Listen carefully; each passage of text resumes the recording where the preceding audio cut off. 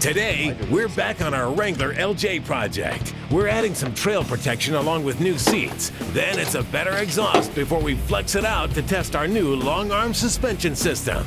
It's all today here on Trucks.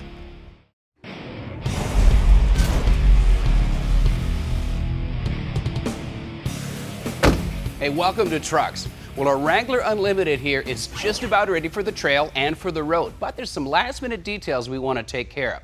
We want to tweak the styling a little bit, give ourselves a little more protection off-road, take care of some interior comfort upgrades, and beef up the performance just a bit. Now the first thing we're going to do is remove these fender flares and rocker trim so we can install some rocker protection to this vulnerable area of sheet metal below the door. Now while you're out wheeling, sometimes it's nice to be able to use rocker skids to pivot around an obstacle or just to get through a tough section of trail without worrying too much about tearing up some nice straight sheet metal, especially on a Jeep like this that you want to keep good looking.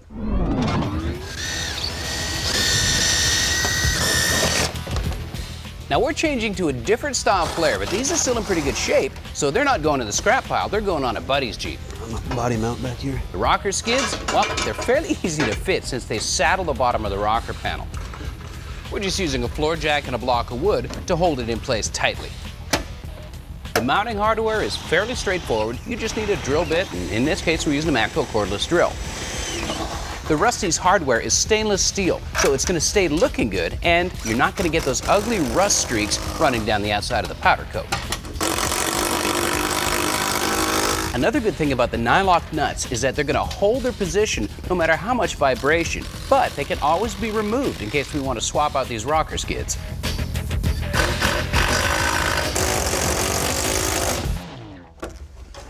All right, now we're not going to leave this bolt out since this is the only hardware that holds this rocker skid to the body. We're going to wait until we get inside, create some better access so we can get to it from the backside. Now, if it doesn't seem like this is quite enough hardware to hold this on, think about it like this. Your forces are going to work against that by pushing up, so it's really going to push up into the body, so all it really needs is to be held on from the side. So these are going to be rock ready real soon.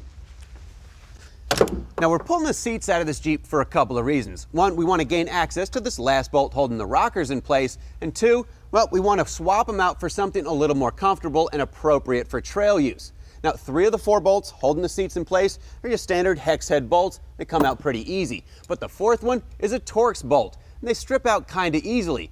Add to that, well, they're slathered in thread locker, and it's difficult to get in here and get a ratchet on it to get a good bite. So your best bet is to use an impact driver so you don't strip the bolt out and cause yourself a bunch of extra work. We picked ours up from Matco. Now the way the impact driver works is actually pretty simple.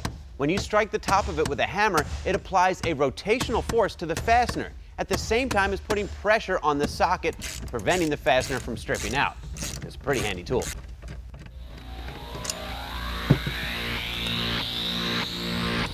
With the seat out of the way, we can now get to that last bolt for the rocker skid, which has a blind panel. So with a long bit from one side and a step drill on the other, we made the clearance we need for the fastener.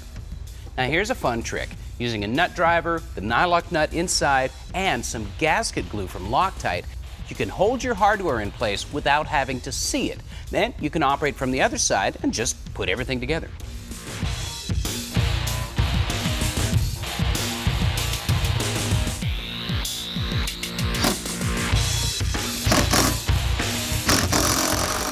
Now to cover up the access hole and leave a nice OE look, we're just using a sheet metal body plug. These plugs are made from plastic, available at almost any auto parts store, and really give a nice professional look to your repair. Now the new Bushwhacker flares are what they call a modular design and use mounting brackets as well as the main flare itself. Everything you need to install them comes with the kit, and it's basically a bolt-on until you get to the marker lights. And it's a simple matter of cutting the wires, putting the connectors in so the lights and the flares are removable. Now the connectors aren't just the cheap ones. They come with their own shrink tubing. So once you've crimped them in place, you can apply a little heat and essentially make a weatherproof or waterproof connection.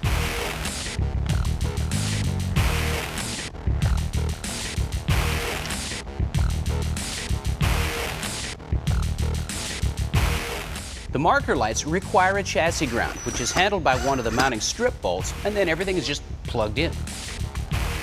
Once all that's done, the fender flare itself just pushes onto the supporting brackets and is held in place with Phillips screws that are also provided in the kit. There it is. Out back, it's pretty much the same story. You put the mounting brackets on, followed by the fender flare. And this is easier to do with the splash guard out. I cheated and paid for it in skin.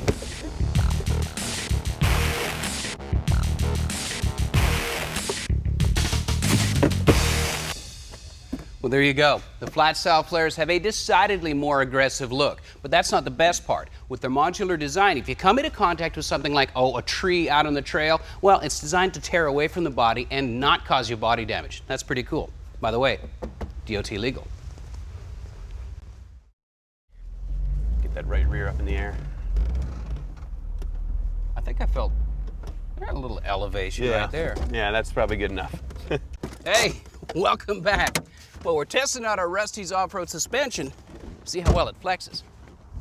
Now, the first time up our little test rock here, we've got the sway bar connected. Now, the sway bar or anti-roll bar does a great job of reducing body roll while you're turning out on the street. But on the trail, well, it limits wheel travel. If you take a closer look, you can see the front axle is nearly parallel with the front bumper, forcing the rear suspension to do most of the articulation. Now, this is a really good illustration as to why it's important to have locking diffs and a flexible suspension in an off-road rig. Without a locker, well, the wheel that's down there in the dirt is not going to do anything, and the one that's up in the air is going to spin. It doesn't give you any traction. And without flex in the suspension, well, it doesn't matter what kind of tires you've got. You could have the best tires in the world. If they're not coming into contact with anything, you're not going to get any traction. So what we're going to do is pull off the rock, disconnect the sway bar end links, and see how much more flex we can introduce into the front end and give us more traction. Now, all the parts you need for this are provided in the sway bar kit. You just have to make sure and drill the hole for the peg to where you're not going to come into contact with the rotating tire on a lock-to-lock turn.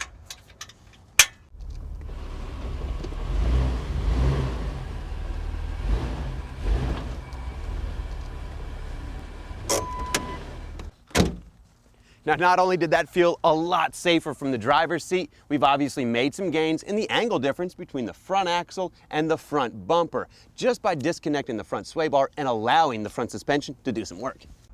Now, with the suspension finally allowed to fully articulate, you see the benefit of the flat style flares. But here's something else to consider. Even though we're further up the obstacle, the body has actually remained more level. And that's because the suspension is finally allowed to do what it's designed to do. This is going to keep you safer on the trail. Now, the last piece of the puzzle was the Tom Woods Driveshaft. This heavy-duty shaft connects to the slip yoke eliminator kit, making this rig finally ready for the trail. And that's exactly where we're taking it. I'll let you back down before I get in.